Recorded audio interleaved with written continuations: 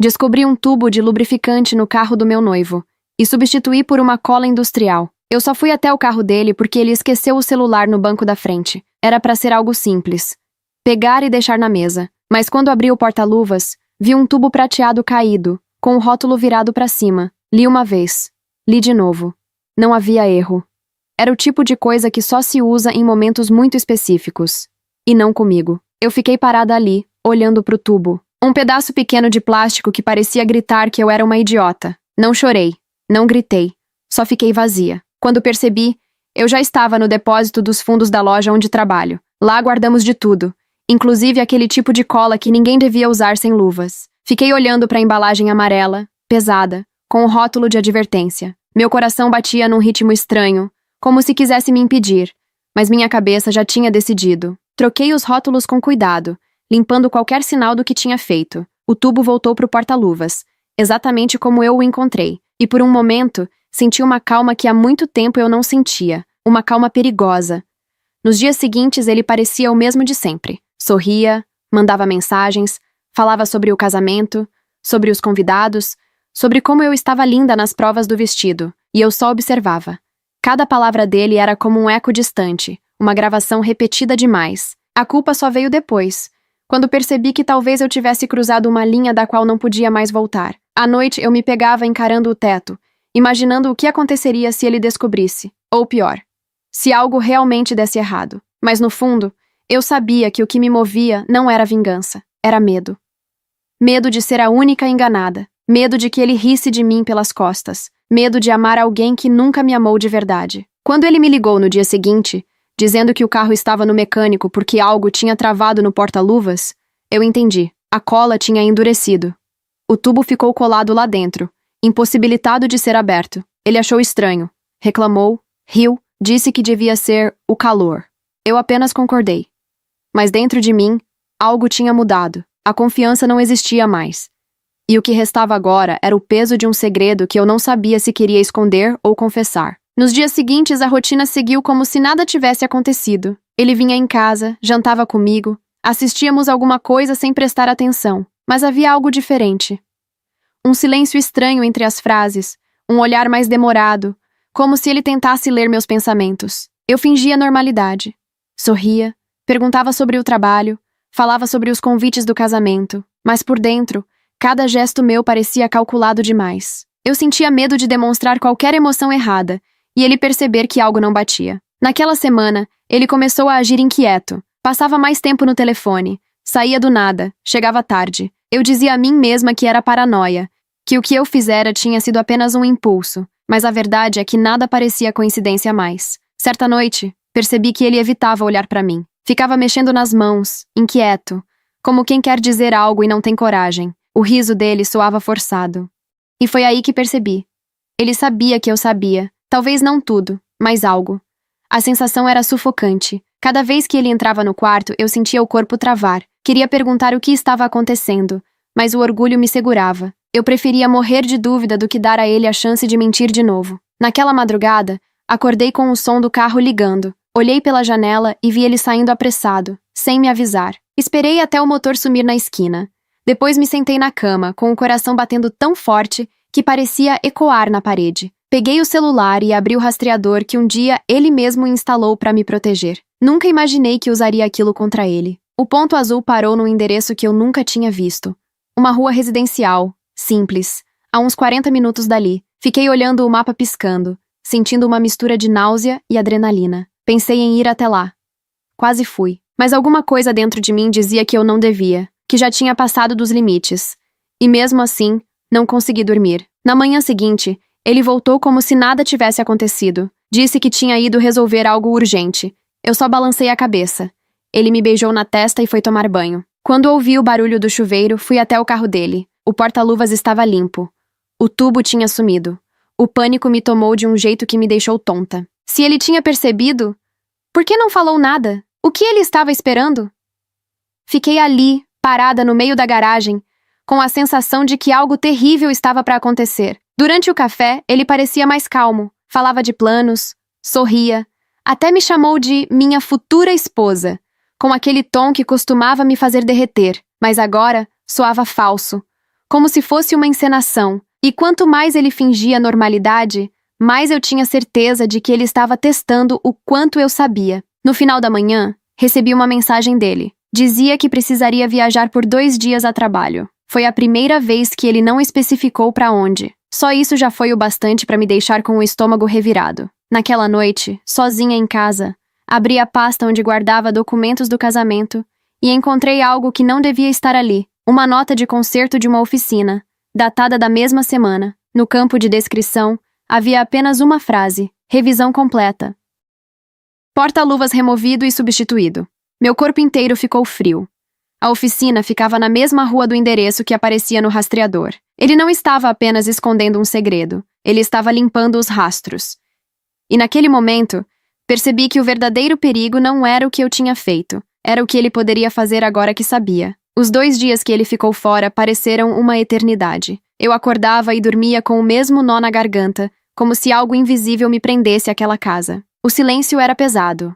Eu tentava me ocupar com tarefas simples: lavar a louça, organizar o armário, ligar a televisão. Mas nada me distraía por mais de alguns minutos. A cada barulho na rua, eu achava que ele tinha voltado. A cada mensagem no celular, esperava ver o nome dele na tela. E, ao mesmo tempo, temia que isso acontecesse. Quando ele finalmente apareceu, parecia cansado. O rosto estava tenso, mas o sorriso estava lá. Aquele sorriso que eu já não acreditava. Ele agiu como se estivesse tudo normal. Colocou a mala no chão, me abraçou de leve. E eu, por reflexo, correspondi. Mas por dentro, era como abraçar um estranho. Ele disse que a viagem tinha sido cansativa, que o trabalho estava um caos, e que queria apenas descansar. Eu só acenei. Por um instante tive a sensação de que ele estava me observando em silêncio, como quem espera uma reação que nunca vem. Naquela noite, ele dormiu antes de mim. Eu fiquei acordada, observando o peito dele subir e descer lentamente. Tentei imaginar o que passava pela cabeça dele. Será que desconfiava de mim? Será que sabia da troca? Ou será que o tubo nunca tinha sido para mim desde o começo? Essas perguntas me consumiam, mas o que mais me atormentava era o fato de eu não ter mais certeza de quem eu era dentro daquela relação. Antes, eu confiava nele. Agora, eu estava o tempo todo tentando decifrar mentiras. Na manhã seguinte, notei algo diferente. A mala dele ainda estava no canto da sala, aberta. Entre as roupas amassadas, havia uma caixinha de metal com tranca. Não era grande, mas o suficiente para despertar minha curiosidade. Ele nunca teve nada assim. Fiquei horas tentando ignorar aquilo. Dizia a mim mesma que não devia tocar, que já tinha me metido demais, mas a dúvida me corroía. No final do dia, esperei ele sair para comprar algo e corri até a mala. A tranca era simples, dessas que se abrem com um pequeno gancho. Quando consegui destravar, minhas mãos tremiam. Dentro, havia papéis dobrados, fotos impressas e um pendrive. As fotos mostravam ele com uma mulher que eu nunca tinha visto. Eram recentes. Ele estava com a mesma camisa da semana anterior. Pareciam íntimos. Próximos demais para serem apenas conhecidos. O estômago virou. As mãos suaram. Eu me sentei no chão, encarando aquelas imagens como se fossem uma sentença. Tudo o que eu sentia antes, o medo, a desconfiança, o arrependimento, virou uma mistura insuportável de raiva e humilhação. Quando ele voltou, agi como se nada tivesse acontecido. O jantar estava pronto, a casa arrumada, tudo no lugar. Mas dentro de mim, eu já tinha cruzado outro limite. Ele percebeu que eu estava diferente. Os olhos dele me seguiam com desconfiança, e o silêncio entre nós parecia crescer a cada minuto. Naquela noite, ele deitou ao meu lado e fingiu dormir. Eu também fingi. Mas quando o relógio marcou 3 da manhã, ele se levantou. Ouvi os passos lentos até a sala.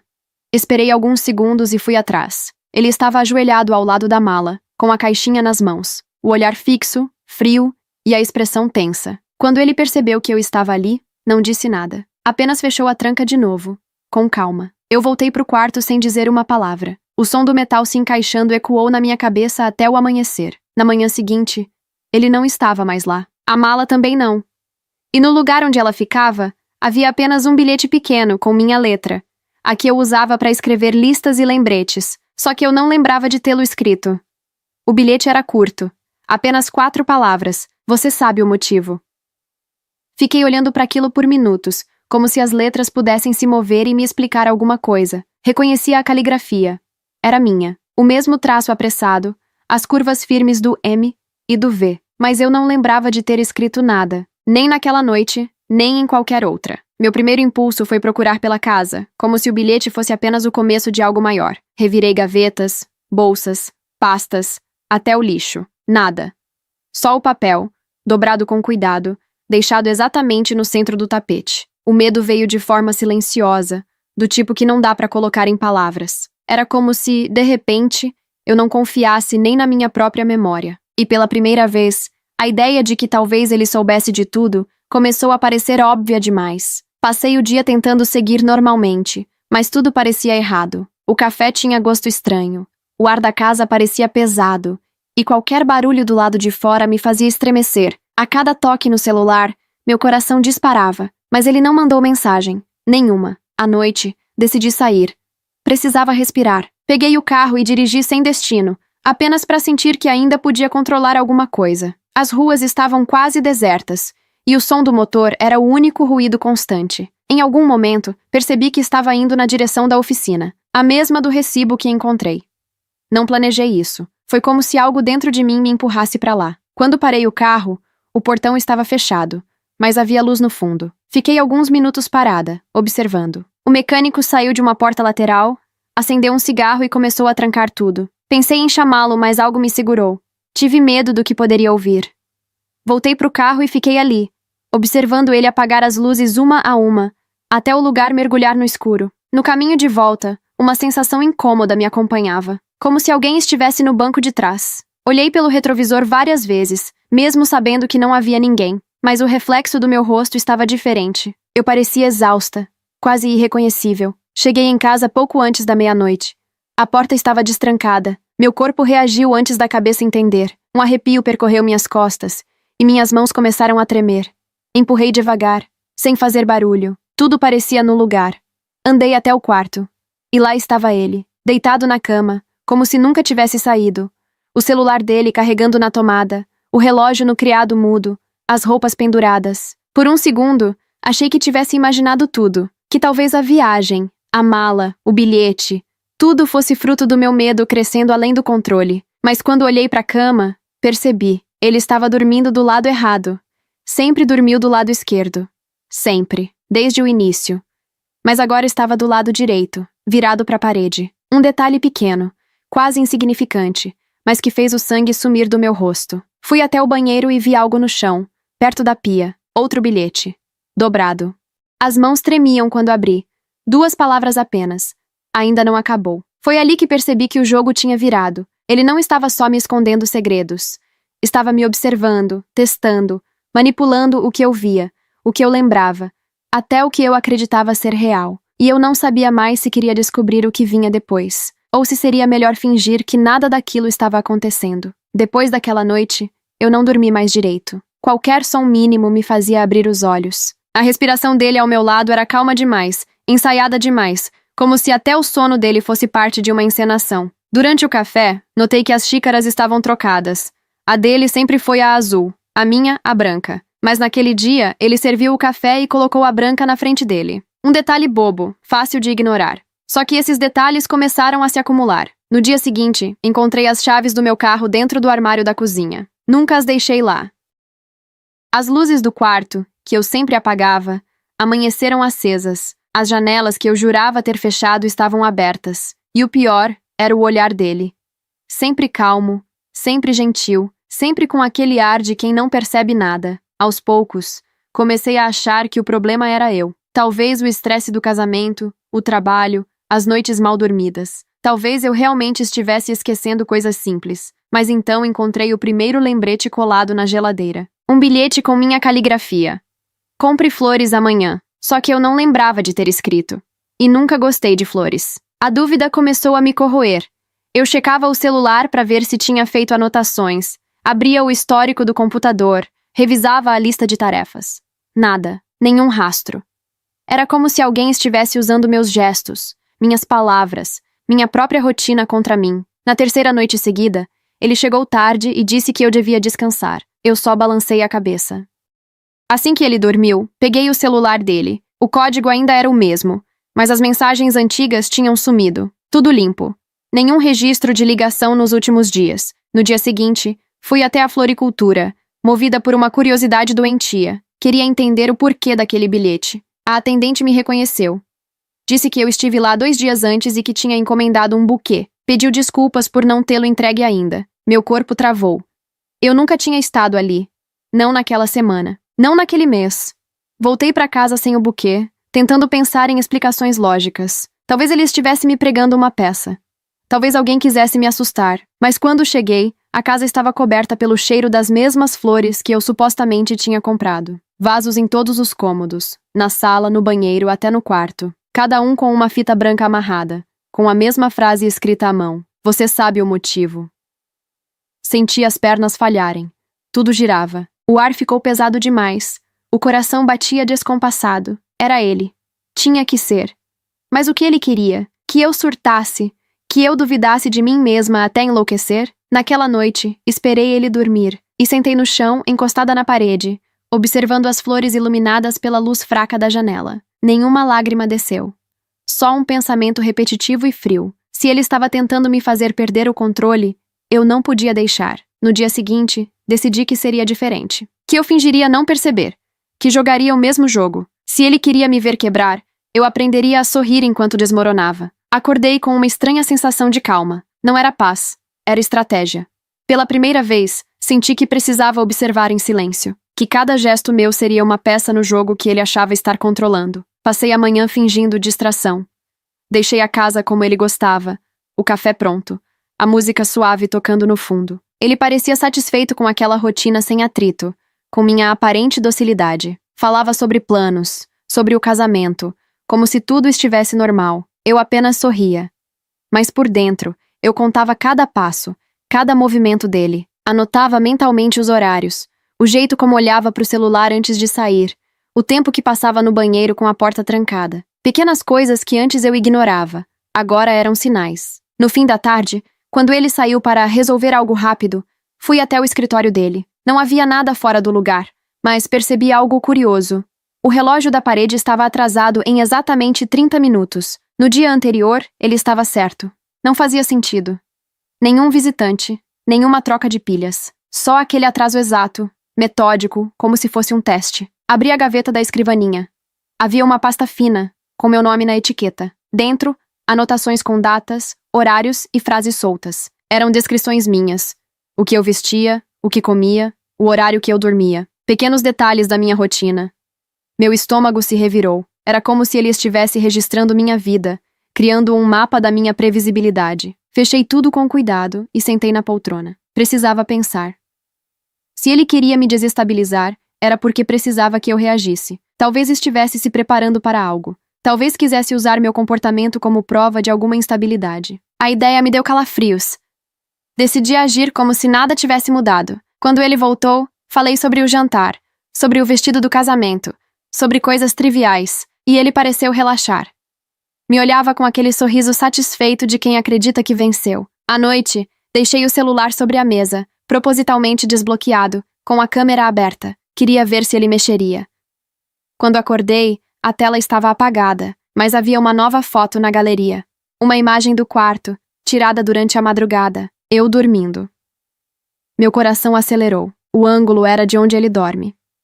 A data e a hora mostravam exatamente 3 da manhã. Apaguei a foto, salvei uma cópia escondida e não disse nada. Ele me observava no café da manhã, atento, quase como se esperasse alguma reação. Eu apenas perguntei se ele tinha dormido bem. O olhar dele mudou por um instante. Rápido, quase imperceptível, como se soubesse que algo estava errado, mas não soubesse o quê. Naquela tarde, quando ele saiu, escrevi num papel e escondi dentro do porta-luvas do meu carro. Agora é minha vez. Não era ameaça. Era aviso. Eu não ia fugir. Ia esperar. Ver até onde ele conseguiria levar aquele teatro antes de se entregar sem perceber. Depois de esconder o bilhete no carro, senti algo diferente. Não era alívio. Era controle. Pela primeira vez, eu não estava apenas reagindo. Agora eu observava. Na manhã seguinte, ele parecia o mesmo. Calmo, educado, meticuloso. Mas havia algo nos gestos dele. Um leve atraso nas respostas, como se o cérebro estivesse ocupado com outra coisa. Percebi que estava procurando sinais, tentando entender se eu sabia de algo. Deixei que ele acreditasse que estava vencendo. Passei o dia agindo como antes, preparando o almoço, respondendo mensagens, falando sobre o casamento. Às vezes, fazia pequenas pausas e olhava para ele de modo neutro, só para ver se reagia. Ele sempre desviava o olhar. Era um jogo silencioso. Comecei a inverter pequenas coisas, do mesmo jeito que ele fazia comigo. Mudei a posição do relógio da sala, troquei a toalha dele pela minha, alterei o som do despertador em 5 minutos. Nada que chamasse atenção de imediato, mas o suficiente para fazê-lo hesitar. No segundo dia, percebi que funcionava. Ele começou a andar mais devagar, checar objetos 2 vezes, repetir perguntas. E o mais importante, começou a me observar de um jeito diferente. Não como quem tenta manipular, mas como quem tenta entender onde perdeu o fio. À noite, sentei no sofá com o celular na mão, fingindo distração. No reflexo da tela escura, vi o olhar dele fixo em mim. Um olhar pesado, incômodo, como se tentasse adivinhar meus pensamentos. Fingi não perceber. Na madrugada seguinte, levantei para beber água e encontrei o bilhete que deixei, o mesmo que ele nunca devia ter visto, sobre a mesa da cozinha. Nenhum comentário, nenhuma explicação, apenas o papel, dobrado de outro jeito. Ele sabia que eu sabia. E pela primeira vez, pareceu desconfortável com isso. Comecei a falar sozinha de propósito. Comentários banais, pequenos lembretes. Acho que deixei a janela aberta. Será que apaguei a luz do quarto? Nada ameaçador, mas eu sabia que ele escutava. Queria que achasse que estava perdendo o controle da narrativa. Com o passar dos dias, o equilíbrio entre nós começou a mudar. Ele parecia cansado, distraído, esquecia coisas simples, trocava palavras. A calma ensaiada sumia um pouco a cada manhã. Uma tarde, encontrei uma lista escrita por ele no bloco de notas do celular. Eram tarefas comuns: comprar mantimentos, ligar para o florista, revisar orçamento. No meio da lista, havia uma linha isolada. Observar comportamento dela. Possível recaída. Meu peito apertou. Recaída. Como se eu fosse o experimento, não a noiva. Naquela noite, sentei no jardim e fiquei olhando as luzes da casa pela janela. Pensei em tudo o que tinha acontecido. O tubo, os bilhetes, as flores, o controle disfarçado de cuidado. E pela primeira vez percebi que não precisava entender tudo. Eu só precisava que ele se sentisse tão confuso quanto eu estive. Voltei para dentro e troquei o despertador dele de novo. Ajustei o relógio da parede. Invertei os lados das xícaras. Detalhes mínimos. Mas aos poucos, ele começou a perceber. Na manhã seguinte, ele olhou ao redor com uma expressão diferente. A calma tinha ido embora. No lugar dela, havia dúvida. E eu percebi que, finalmente, ele sentia o mesmo que me fez perder o sono por semanas. Com o passar dos dias, o ar da casa ficou estranho. O tipo de silêncio que parece cheio, pesado, como se cada parede escutasse o que a gente pensava. Ele andava diferente. Antes, os passos eram firmes, previsíveis. Agora, hesitavam. Às vezes, paravam no meio do corredor, como se ele esquecesse o motivo de estar ali. Outras vezes, eu o pegava olhando para a mesma coisa por longos segundos. O relógio, a porta, o espelho. Aos poucos, o controle que ele sempre teve começou a escapar. Pequenas coisas.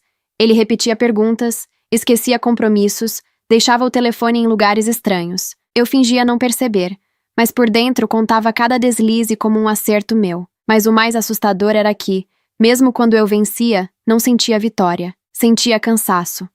Uma noite, acordei com o som de passos. Ele estava no quarto, parado ao lado da cama, olhando para mim. Não havia raiva, nem ternura. Apenas confusão, como se ele tentasse lembrar quem eu era. Perguntou se eu estava acordada. Eu apenas fechei os olhos e fingi dormir. Senti ele se afastar. Depois, o som da porta se fechando devagar. Passei o resto da madrugada sentada no chão, observando o primeiro sinal de luz pela janela. Foi ali que percebi que o que eu mais queria agora não era vingança, nem explicações. Era paz.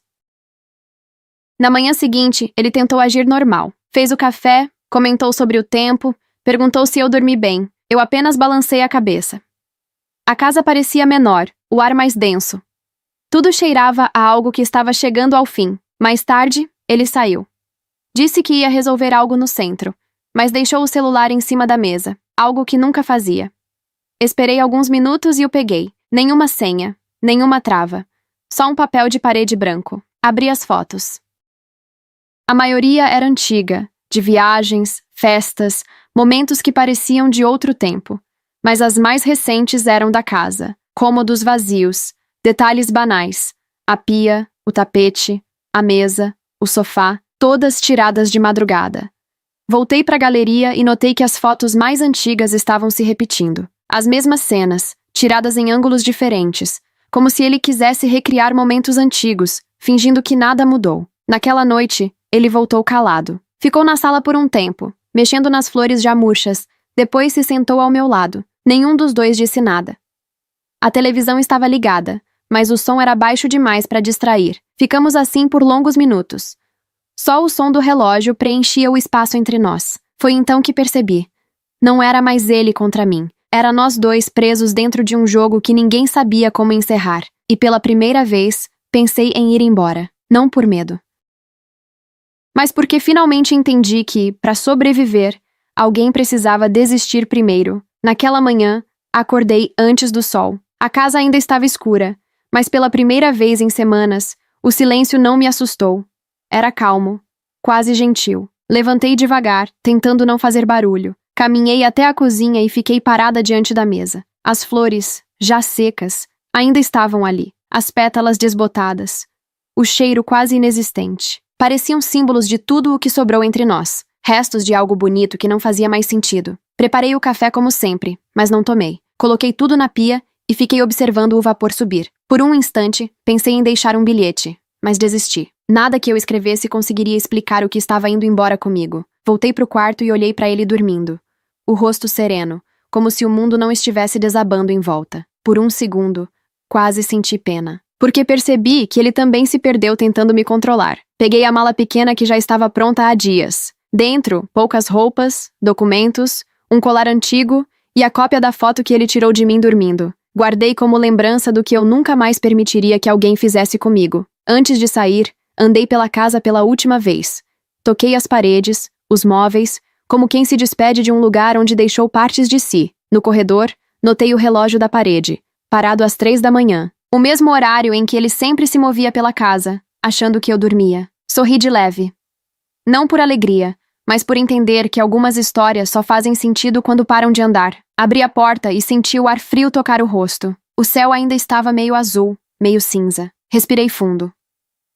Pela primeira vez em muito tempo, não senti medo. Dirigi sem olhar para trás.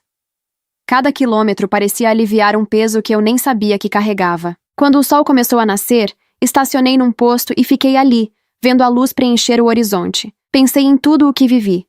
Na desconfiança, nas manipulações, nos silêncios. Percebi que o mais difícil não foi descobrir o que ele fazia, mas perceber o quanto eu mesma tinha me perdido tentando entender. Peguei o celular e deletei todas as mensagens dele. Nenhum drama. Nenhuma despedida. Só o vazio que vem depois da decisão certa. Naquele momento percebi que não precisava de explicações. O ciclo tinha se fechado. E o simples ato de ir embora já era, em si, o fim da história.